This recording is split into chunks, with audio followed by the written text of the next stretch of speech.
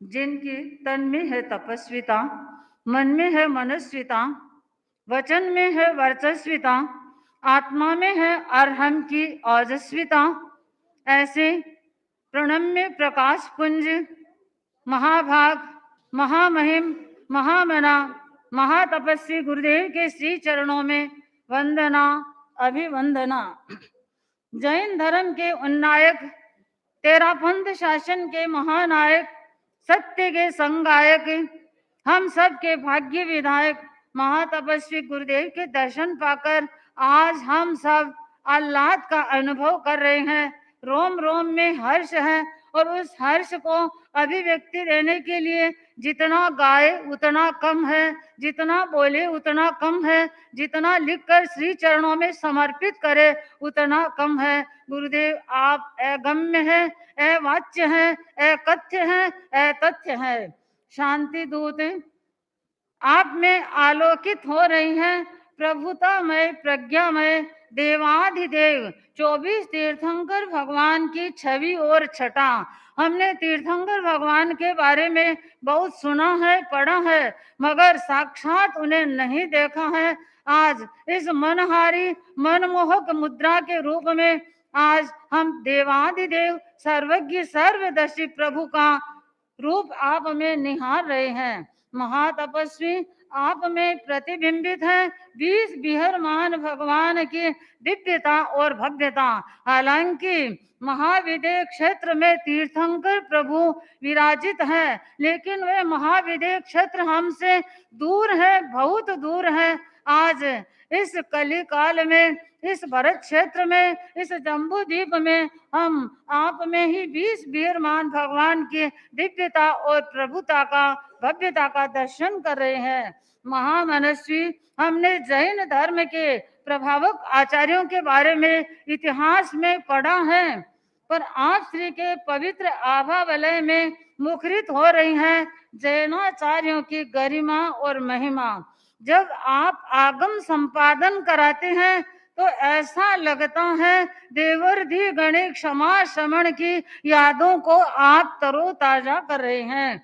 आप जब 9 तत्वों के बारे में हम सबको प्रवचन के माध्यम से प्रशिक्षण प्रदान करा रहे थे, आज जब आप श्री के मुखार बिंद से हम आत्मवाद, कर्मवाद, लोकवाद, क्रियावाद और द्रव्य गुण पर्याय की जैन दर्शन की न्याय सम्मत बातें सुन रहे थे, तो न्याय दर्शन के गहन गुत्थियों को सुलझाते हुए आप यूं प्रतीत होते हैं मानो सिद्ध सेन, दिवाकर और समंत भद्र आचार्य ही इस धरा पर आज अवतरित हुए हैं।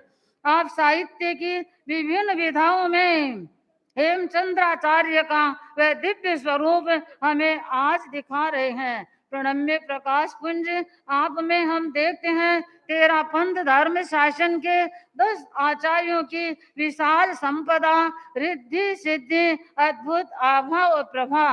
गुरुवर क्या बताएं आपकी महिमा, शब्द भी सकुचाते हैं।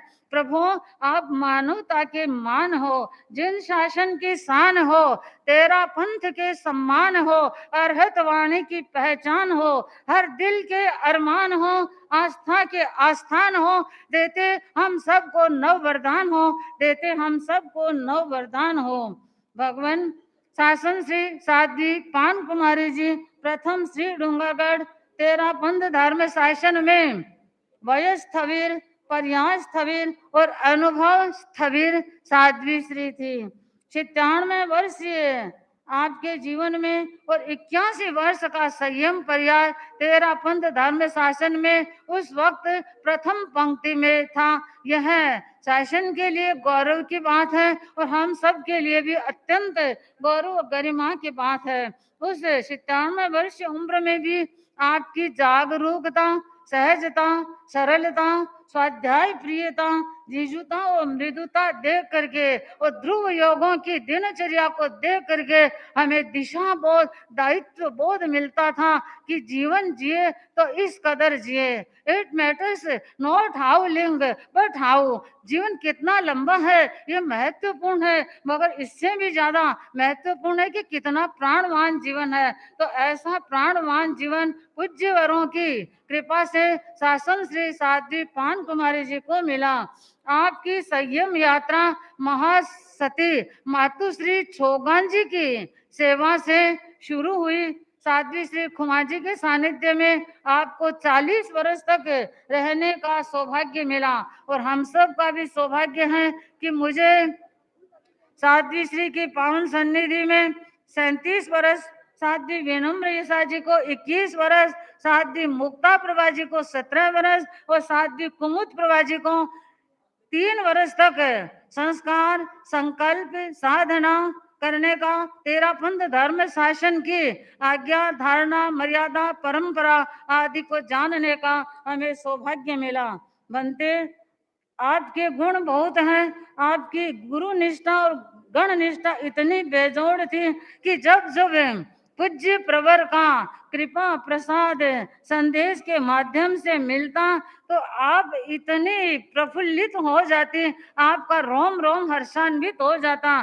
कई बार आपका स्वास्थ्य ठीक नहीं होता और जैसे ही गुरुदेव का संदेश मिलता और आप स्वस्थ हो जाती, विराजमान हो जाती। 17 घंटे तक लगभग आप इस 97 वर्ष की उम्र में भी विराजित रहती थी। कभी लंबे पैर पसार करके बैठना तो हमने आपका देखा ही नहीं।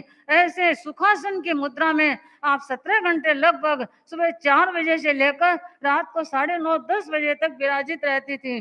कभी जबरदस्ती हम लोग कहते कि महाराज आधे घंटा आप विश्राम कराए, तो आप फरमाते हैं कि मेरे स्वाध्याय की हानि हो जाती है, इसीलिए मुझे सोना अच्छा नहीं लगता है। आपके जीवन में स्वाध्याय प्रियता की सुहास थी। एक आगम का ग्रंथ तो प्राय आपके सामने ही रहता। तेरापंथ धर्म शासन के प्राय प्राय साहित्य का आपने बनते अवलोकन किया। तेरापंथ टाइम्स विज्ञप्ति के माध्यम से जब जब गुरुदेव का प्रवचन आता तो एक एक अक्षर आप पढ़ते, हम सबको बताते कि देखो गुरुदेव ने कितना अच्छा फरमाया है, कितने बढ़िया शिक्षा फरमाई है, ये हम सब के लिए धारने की बात है। ऐसे आप प्रमोद भावना के माध्यम से गुणों की कर्मों की महान निर्जरा कर लेते हैं। बनते आपके जीवन में आश्चर्यों की वर्णमाला रही है। आप एक कीर्तिमान व्यक्तित्व हैं।